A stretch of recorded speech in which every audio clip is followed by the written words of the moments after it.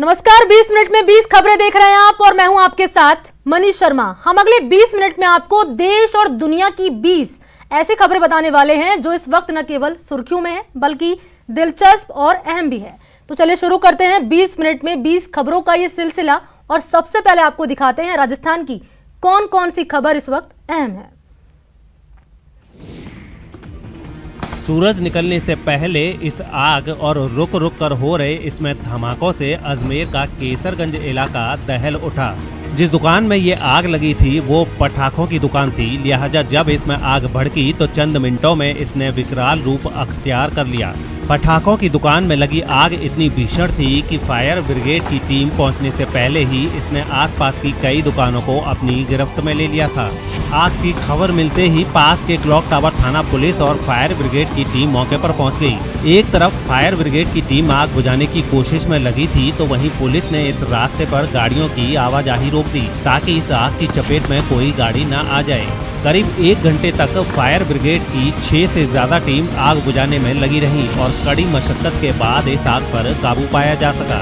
बताया जा रहा है कि इस आग की वजह से कोई जख्मी तो नहीं हुआ लेकिन लाखों का नुकसान जरूर हो गया है। अलवर के बानसूर में एक ही परिवार के दो पक्षों में हुआ जमीन विवाद खूनी संघर्ष में बदल गया। जमीन विवाद में दोनों पक्ष एक दूसरे के खून के प्यासे थे, ये तस्वीर में साफ देख सकते हैं। दोनों पक्षों ने इस हमले में धारदार हथियार का इस्तेमाल किया। इसमें एक शख्स गंभीर रूप से घायल हो गया। दरअसल कुल्हाड़ी से उसके पैर को काटने की कोशिश की गई जिसमें वो गंभीर रूप से घायल हो गया। एक व्यक्ति दाताराम सनोप रामगढ़ जाट निवासी नयनगर हॉस्पिटल में घायल अवस्था में भर्ती हुआ है, जिसका इलाज हेतु मेडिकल हेतु तैयारी दी गई है। अभी तक कोई जानकारी नहीं हुई है। रिपोर्ट मिलने पर अग्रिम कार्रवाई की जाएगी। उसको गंभीर हालत में कोटपुतली रेफर कर दिया गया है। इस झगड़े में दोनों पक्षों के 9 लोग घायल हो गए। घटना बानसूर के नयाबास गांव की है, जहां ढाणी मांडली में दो भाइयों में जमीन विवाद में झगड़ा हो गया और ये विवाद देखते ही देखते उग्र रूप में बदल गया। फिलहाल पुलिस मामले की जांच में जुट गई है। बीजेपी सांसद जसकौर मीणा के बयान पर बवाल जारी है और उनके खिलाफ प्रदर्शन से लेकर उनका पुतला फूंकने का सिलसिला भी। दौसा में प्रदर्शन कर रहे और जसकौर मीणा का पुतला फूंकने वाले ये लोग सांसद किरोड़ी लाल मीणा के समर्थक हैं। टिटोली टोल प्लाजा पर हो रहे इस पुतला दहन से पहले गुरुवार शाम को सोमनाथ सर्किल पर भी इसी तरह जसकौर मीणा का पुतला फूंका गया था। गुस्से में आए ये लोग मीणा समाज को लेकर जसकौर मीणा की आपत्तिजनक टिप्पणी से नाराज हैं। बता दें कि सवाई माधोपुर में जसकौर मीणा ने एक मीणा नेता को लंगूर कहा था और मीणा समाज के लोगों से अपील की थी कि वो अपने लड़कों को गैंगमैन बनाकर चेन्नई ना भेजें। मीणा समाज की नहीं बल्कि सभी समाजों के पूरे राजस्थान के गद्दार नेता के खिलाफ इस तरह की अभद्र भाषा जो जसकौर मीणा जी ने बोली है कल, उसका पूरा मीणा समाज का युवा और मीणा समाज के सभी बुजुर्ग उसका कड़े शब्दों में उसकी निंदा करते हैं और साथ ही जसकौर मीणा जी को चेतावनी देते हैं कि ऐसी असभ्य भाषा अगर प्रयोग में लेती रही तो दौसा लोकसभा में नहीं, शायद मीणा समाज पूरे राजस्थान में इसका घुटना बंद कर देंगे और इसका समाज में बहुत तगड़ा विरोध है।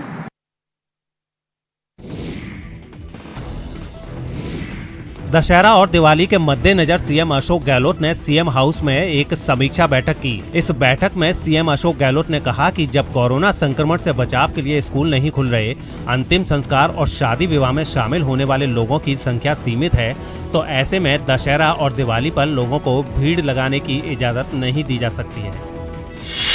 इस बैठक में सीएम अशोक गहलोत ने कहा कि दशहरा और दिवाली पर लोगों को आतिशबाजी से बचना चाहिए।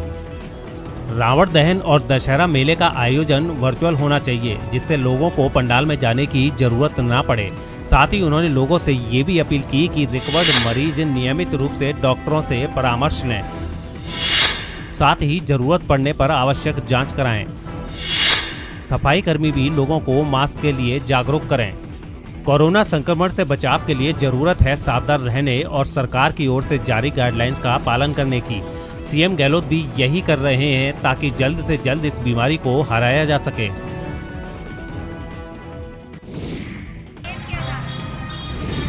हाथों में तख्तियां लिए कोटा के वार्ड नंबर 11 के ये लोग नगर निगम की लापरवाही और बेरुखी से इस कदर नाराज हैं कि इन्होंने नगर निगम चुनाव के बहिष्कार का ऐलान कर दिया। वोट न देने का फैसला करने वालों में सुमन नगर, खारी बावड़ी, देवनगर, राम सरोवर कॉलोनी, पार्वतीपुरम, विकास नगर, शगुन विलास समेत कई कॉलोनियों के लोग शामिल हैं। इन लोगों का कहना है कि नगर पार के उस पार तो विकास काम खूब हो रहा है, लेकिन इनकी तरफ गंदगी और मूलभूत समस्याओं की भरमार है और इस समस्या के समाधान की कोई कोशिश नहीं की जाती। लिहाजा उन लोगों ने निगम चुनाव में वोट न करने का फैसला किया है।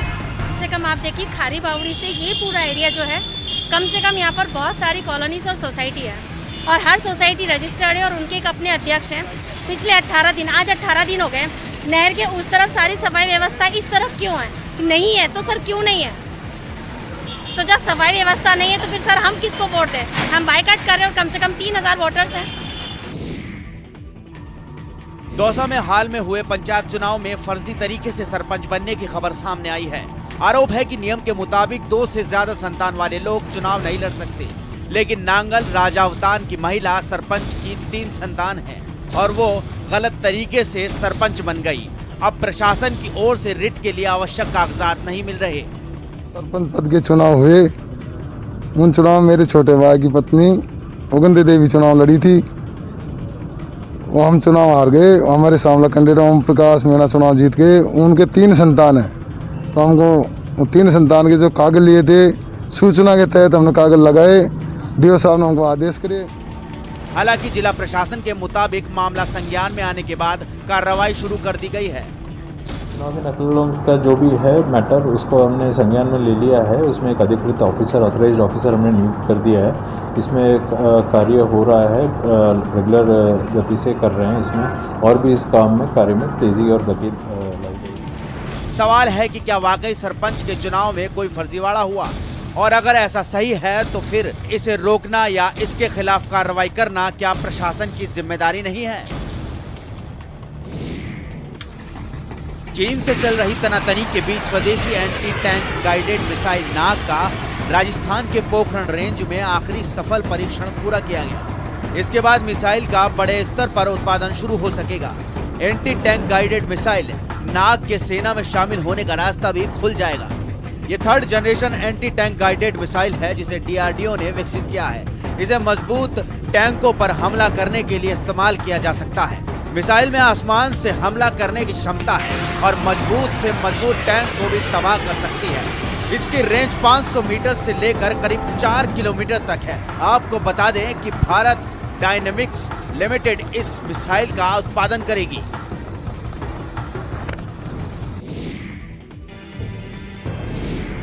अब आपको दिखाते हैं जंगल की जबरदस्त फाइट की ऐसी तस्वीर जो आपने शायद ही देखी होगी। जंगल में 2 का दम है। ये जंग है एक बाघिन और एक अजगर की। दोनों में से कोई भी खुद को कमजोर मानने वाला नहीं है। बाघिन अपने सामने आने वाले को नहीं बख्शती, तो अजगर के सामने जो गया वो सीधे उसके पेट में समाता है। लेकिन रणथंभौर नेशनल पार्क की इस तस्वीर में ऐसा कुछ नहीं हुआ। टक्कर बराबरी की रही, जहां बाघिन रिद्धि अपने नुकीले पंजे से अजगर पर भारी पड़ने की कोशिश करती रही, तो अजगर भी अपने को बचाने की कवायद करता नजर आया। हालांकि रिद्धि के बार बार वार से अजगर घायल हो गया और अंत में उसने भागना ही मुनासिब समझा और दंगल से बचकर निकल गया। वहीं बाघिन रिद्धि भी काफी कोशिश के बाद भी अजगर को मारने में नाकामयाब रही। यानी जंगल की ये फाइट लगभग टाई ही मान सकते हैं।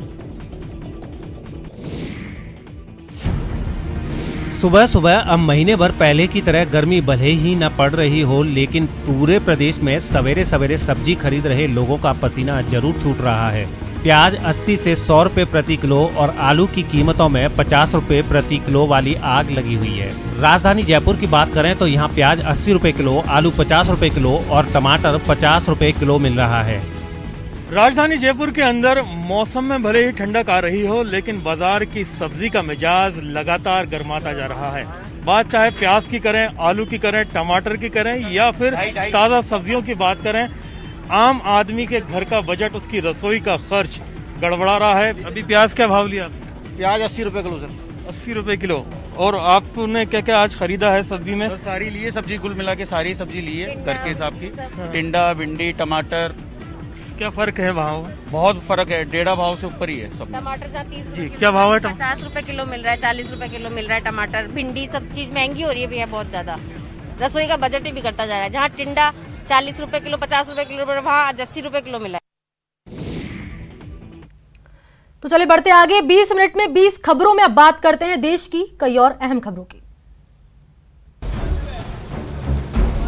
मुंबई में एक शॉपिंग मॉल में आग लग जाने से अफरा तफरी मच गई। बताया गया है कि शॉर्ट सर्किट की वजह से यह आग भड़की, जिससे मॉल के अंदर भगदड़ मच गई।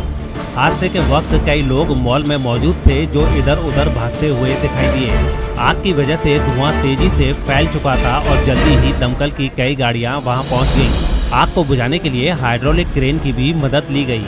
ये आग इतनी भीषण थी कि इसे लेवल 4 की आग घोषित किया गया और इसे बुझाने में एक फायर फाइटर घायल भी हो गया। मॉल में लगी आग को देखकर आसपास सैकड़ों लोग इकट्ठा हो गए। खबर है कि मोबाइल फोन की एक दुकान में आग लगी थी, जिसकी चपेट में कुछ और दुकानें भी आ गईं। हालांकि आग लगते ही मॉल के अंदर मौजूद सभी लोग बाहर निकल आए, जिससे एक बड़ा हादसा होने से टल गया।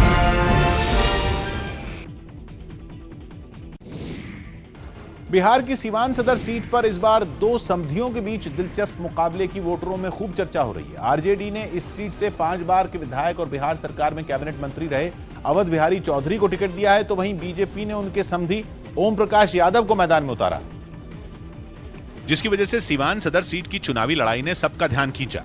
बीजेपी उम्मीदवार ओम प्रकाश यादव छोटी छोटी जनसभाएं करके लोगों से वोट मांगते दिखे।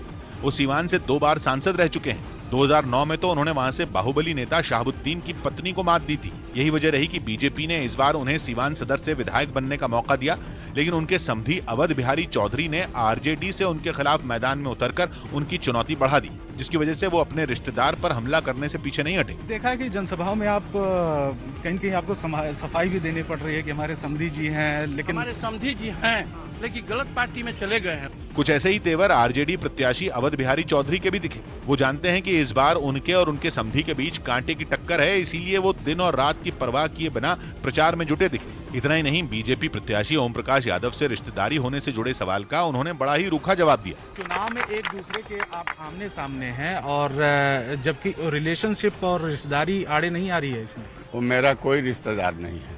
ओम प्रकाश यादव की बेटी की शादी अवध बिहारी चौधरी के भतीजे से हुई। ऐसे में दोनों रिश्ते में समधी हैं। चुनाव के शोर के बीच बिहार के सासाराम विधानसभा क्षेत्र में कुछ लोग खनन रोकने वाले कानून पर नीतीश सरकार को घेरने में लगे। खनन के जरिए कुछ साल पहले तक करीब 5 लाख लोगों को रोजगार मिलता था, लेकिन पहाड़ों को बचाने के लिए खनन पर रोक लगा दी गई। करवंदिया पहाड़ पर अवैध खनन रोकने के लिए बिहार मिलिट्री पुलिस के जवान दिन रात तैनात रहते हैं। चुनाव ड्यूटी के अलावा पहाड़ की ड्यूटी भी जवान करते हैं। ये जो जवान आपको दिख रहे हैं, ये इस वक्त पहाड़ ड्यूटी में लगे हैं। इनकी ड्यूटी चुनाव में नहीं लगी है।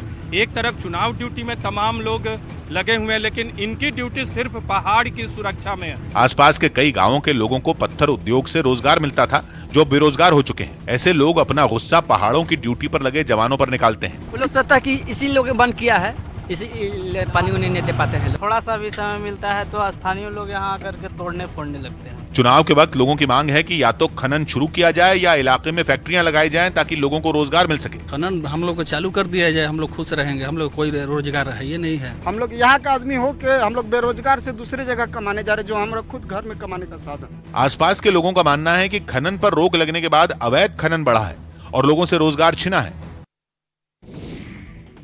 हरियाणा के कुरुक्षेत्र से एक दिल दहला देने वाला वीडियो सामने आया, जहां एक ट्रक ने 2 लड़कों को टक्कर मार दी।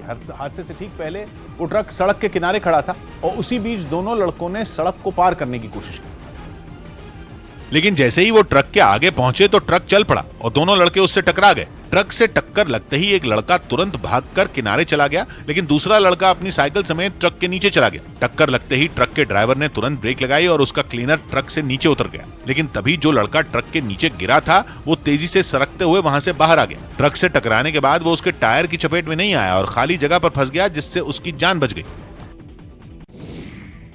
कोलकाता में दुर्गा पूजा पंडालों में लोगों को कोरोना से बचाने के लिए कई तरह के इंतजाम किए गए। कोरोना के बढ़ते खतरे को देखते हुए कलकत्ता हाई कोर्ट ने भी एक बार में सिर्फ 45 लोगों को ही पंडाल में जाने की इजाजत दी है, जिससे लोगों को कोरोना की चपेट में आने से बचाया जा सके। यही वजह रही कि शहर के अलग अलग इलाकों में बने दुर्गा पंडालों में दर्शन के लिए आने वाले लोगों को इस जानलेवा वायरस से बचाने के लिए तमाम तरह के इंतजाम किए गए। सैनिटाइजेशन गेट से होते हुए सबसे पहले पंडालों में घुसने के साथ ही ये बिना हाथ लगाए हाथों को सैनिटाइज किया जाता है। इन सब के अलावा पंडाल के अंदर थोड़ी थोड़ी दूरी पर हरे रंग की मैट भी रखी दिखाई दी। ऐसा इसलिए किया गया ताकि वहां आने वाले लोग सोशल डिस्टेंसिंग का पालन कर सकें। दिन के वक्त पंडाल में लोगों की भीड़ तो नहीं दिखी, लेकिन आयोजकों ने बताया कि शाम होते ही वहां बड़ी संख्या में लोग दर्शन के लिए पहुंचने लगते हैं। होता है, भीड़ होता है शाम के समय, शाम के सारा रात आदमी आता है। पंडाल के गेट पर एक मशीन भी लगी नजर आई, जिसके सामने खड़े होकर लोग अपने शरीर के तापमान की जांच करते दिखे। दिल्ली के विकासपुरी इलाके में स्कूटर पर चलता फिरता ढाबा चलाने वाले बलबीर सिंह खूब सुर्खियां बटोर रहे हैं। वो गुरुग्राम के एक होटल में गाड़ी चलाते थे, लेकिन कोरोना संकट के दौरान उनकी नौकरी चली गई। लेकिन वो हताश नहीं हुए, बल्कि उन्होंने इस आपदा को अवसर में बदल दिया। कुछ दिनों तक तो वो घर पर बैठे रहे, लेकिन जैसे ही अनलॉक की प्रक्रिया शुरू हुई तो बलबीर ने अपने स्कूटर पर ही एक चलता फिरता ढाबा खोल दिया। विकासपुरी की एक तस्वीर आपको दिखाते हैं, जहां पर आप स्कूटर पर एक ढाबे को देखेंगे, यानी कि स्कूटर पर ही पूरे का पूरा ढाबा तैयार कर दिया है। बलबीर ने इस चलते फिरते ढाबे की शुरुआत 20 लोगों के लिए खाना बनाने से की थी। थोड़े ही दिनों में ग्राहक बढ़ने लगे और अब आलम यह है कि उनका पूरा खाना थोड़ी ही देर में खत्म हो जाता है। खाने की कीमत भी बलबीर ने 20 रुपए से 50 रुपए तक रखी है, ताकि कम पैसे वाले भी पेट भर सकें। खुद ही बनाता हूँ, खुद ही बेचता हूँ, और ना किसी को किराया देना ना कुछ है, और 2-3 घंटे के लिए आते हैं। सोशल मीडिया पर भी स्कूटर पर इस चलते फिरते ढाबे की चर्चा है। इसी वजह से सड़क किनारे लगने वाले इस ढाबे पर दूसरे इलाकों से भी लोग खाना खाने पहुँचते हैं। खाना पे टेस्ट भी बहुत अच्छा है, तो ऐसा सुन के मैंने आया है यहाँ पे। वो तो जब भी इधर से गुजरता मैं इनका खाना खा के जाता हूँ। आपदा की इस घड़ी में बलबीर ने न सिर्फ खुद को आत्मनिर्भर बनाया, बल्कि अपने एक बेरोजगार दोस्त को भी इस छोटे से ढाबे पर काम दे दिया। तो बढ़ते आगे 20 मिनट में 20 खबरों में बात करते हैं कुछ अंतर्राष्ट्रीय खबरों की। कोरोना के बीच वियतनाम में आई बाढ़ वहां जमकर तबाही मचा रही है। इस बाढ़ में अब तक 100 से ज्यादा लोगों की मौत हो चुकी है, जबकि कई लोग लापता हैं। मध्य वियतनाम में आई इस बाढ़ को वहां बीते कई साल में आई सबसे खतरनाक बाढ़ बताया गया, क्योंकि मध्य वियतनाम का एक बड़ा हिस्सा बुरी तरह इस बाढ़ की चपेट में आ चुका है। वहां से बाढ़ की जो डरा देने वाली तस्वीरें सामने आई, उनमें हर तरफ सिर्फ और सिर्फ पानी ही नजर आया। रिहायशी इलाके टापुओं में तब्दील हो गए। कई फीट पानी भरने से लोगों के मकान पानी में ही समा गए। कईयों की तो सिर्फ छतें ही नजर आईं। अस्पतालों तक में पानी भर गया। इस बाढ़ में हजारों लोग बेघर हो गए। जो बाढ़ में फंसे रह गए वो भी खाने पीने और रहने की दिक्कतों से जूझते दिखाई दिए। बाढ़ में हजारों एकड़ फसल बर्बाद हो गई। सड़कें नदियों में बदल गई। लोग नावों के जरिए आते जाते दिखाई दिए। बारिश और बाढ़ के साथ वहां जमीन खिसकने से भी भारी तबाही हुई। रास्ते बंद होने से कई इलाकों का संपर्क पूरी तरह कट गया। पश्चिम अफ्रीका के देश गिनी में राष्ट्रपति चुनाव के नतीजों के खिलाफ हुए हिंसक प्रदर्शन में 9 लोगों की मौत हुई। वहां शुरुआती नतीजों में राष्ट्रपति अल्फा कॉन्डे को फिर बहुमत मिलने का ऐलान किया गया, लेकिन विपक्ष ने इसे नकार दिया, जिसके बाद राजधानी कोनाक्री में हिंसक प्रदर्शन शुरू हो गए। प्रदर्शनकारियों ने वहां जमकर आगजनी की और जगह जगह सड़कें बंद कर दी। बवाल बढ़ता देख पुलिस ने भी मोर्चा संभाला और आंसू गैस के गोले दागकर भीड़ को खदेड़ने की कोशिश शुरू की।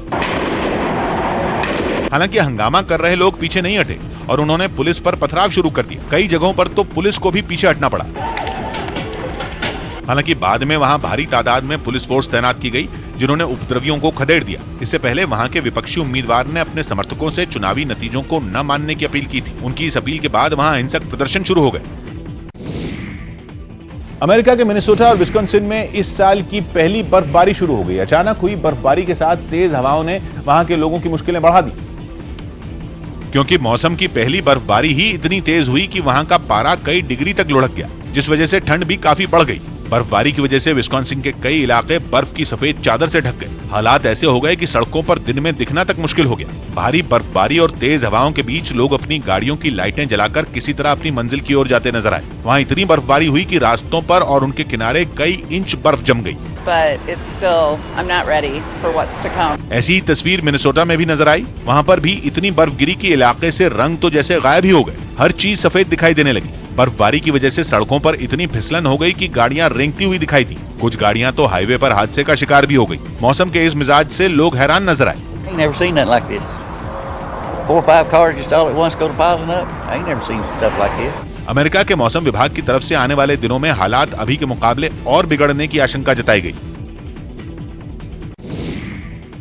जापान की राजधानी टोक्यो में एक अम्यूजमेंट पार्क ने कोरोना काल में लोगों को लुभाने और कमाई करने के लिए बिल्कुल हट के तरीका अपनाया। वैसे तो लोग अम्यूजमेंट पार्क में घूमने फिरने जाते हैं, लेकिन मंदी के इस दौर में अम्यूजमेंट पार्क ने घरों से काम करने वाले लोगों के लिए अपने दरवाजे खोल दिए, यानी लोग वहां बैठकर दफ्तर का काम कर सकते हैं।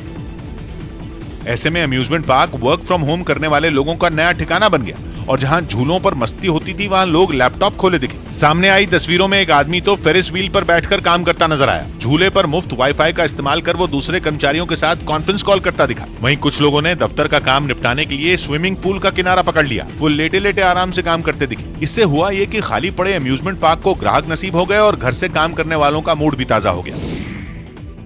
अमेरिका के लॉस एंजलिस शहर में दमकल विभाग ने आग बुझाने के लिए एक रोबोट उतार दिया। दावा है कि अमेरिका का पहला आग बुझाने वाला रोबोट है, जो जंग के मैदान में लड़ने वाले किसी टैंक जैसा नजर आया। दमकल कर्मी ने दूर से ही रिमोट पर कमांड दी और उस रोबोट ने एक इशारे पर हवा में कई फीट ऊपर पानी की बौछार शुरू कर दी। बताया गया कि रोबोट 1 मिनट में 9,500 लीटर पानी स्प्रे कर सकता है, जो कि फायर इंजन के मुकाबले 5 गुना ज्यादा है। वो एक बार ईंधन भराने पर लगातार 20 घंटे तक काम कर सकता है। और सिर्फ इतना ही नहीं, आग लगने की सूरत में रोबोट भारी से भारी मलबे को चुटकी बजाते ही रास्ते से साफ भी कर सकता है। सामने आए वीडियो में वो एक गाड़ी को हटाता दिखा और तो और लोहे के सामान से भरे उबड़ खाबड़ रास्ते पर वो आराम से दौड़ता हुआ भी नजर आया। रोबोट में कैमरा भी लगा है, जिससे वो इमारत में लगी आग का पूरा वीडियो दिखा सकता है। दावा है कि रोबोट आग में फंसे लोगों को बचाने में भी काफी मददगार साबित हो सकता है।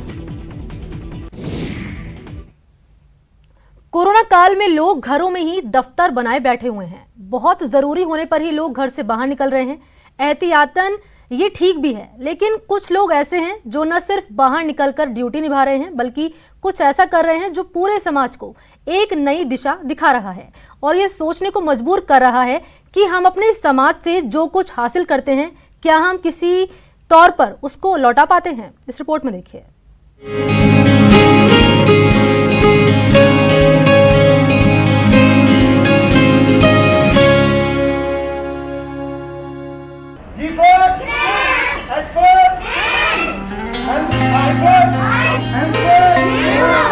ये थान अंकल की क्लास है। यहाँ अंग्रेजी हिंदी की वर्णमाला सिखाई जाती है, तो स्वास्थ्य का महत्व समझाने के लिए ड्रिल भी कराया जाता है। मकसद ये है कि बच्चे को सही मायनों में पूरी शिक्षा मिल सके, जिससे वो देश के जिम्मेदार नागरिक बन सके। अब दिल्ली पुलिस ने बाल अपराधियों को भी सही दिशा दिखाने के लिए उनकी पढ़ाई लिखाई का जिम्मा भी थान सिंह को दे दिया है। थान सिंह का कहना है कि उनके अधिकारी इस काम में पूरा सहयोग और समर्थन देते हैं। जो जुनाई लोग हैं, जो क्रिमिनल क्राइम करते हैं, उनको अपने साथ जोड़ने की मेरी मुहिम अब तेज करनी है मुझे भी अपने साथ में। थान सर की क्लास शाम 5 बजे लगती है, लेकिन बच्चों का जोश ऐसा कि वो क्लास के काफी पहले ही हाजिर हो जाते हैं। कभी उन्हें टाइम टेबल बताने की जरूरत नहीं पड़ती। यहाँ पढ़ने वालों में जमशेद है, विद्या है, ऐसे ही 50 से ज्यादा बच्चे यहाँ आते हैं। किसी के पिता राजमिस्त्री हैं, तो किसी की माँ कपड़े सिलती हैं। थान अंकल की ही क्लास में अक्षर ज्ञान हासिल करने वाला महेश तो यहीं अब दूसरे बच्चों को पढ़ा भी रहा है। गिनती, पहाड़े, ABCD, आसानार या फीसदू।